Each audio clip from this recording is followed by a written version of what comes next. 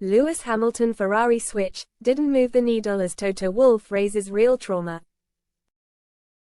Toto Wolff has opened up about the real trauma that made him move past Lewis Hamilton's departure bombshell earlier this season. The 7-time world champion will join Ferrari in 2025, ending a 13-year partnership with Mercedes. Hamilton has been part of the fabric at Mercedes for over a decade and during that time formed a close relationship with Wolff. However, that was brought to an unexpected end in February this year. Opening up on his feelings after the news broke, Wolff told the High Performance podcast, "Well, I had much worse in my life happening, like real drama and trauma. This is not even moving the needle. Now, Lewis is a friend and will forever be a friend. We've had 12 years in the team together, so that was just an unusual thought of this is ending. But it was not challenging in whichever way. So no, that wasn't a problem.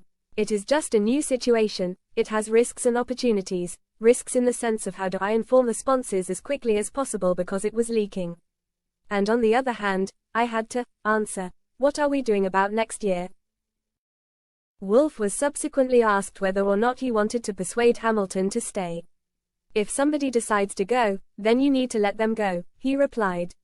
"I had a chat with Pep Guardiola a long time ago and he's a friend. I said, what do you do if this or that player leaves, and he said, what do you mean I do?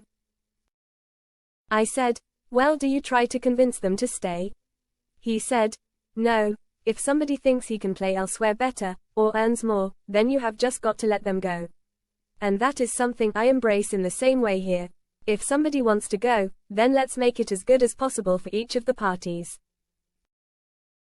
Replacing Hamilton at Mercedes is Kimi Antonelli, who has been the star of the Silver Arrows junior team throughout his days in karting, the Italian F4 Championship and the Formula Regional European Championship. The 18-year-old will have a steep learning curve when he turns out in Bahrain.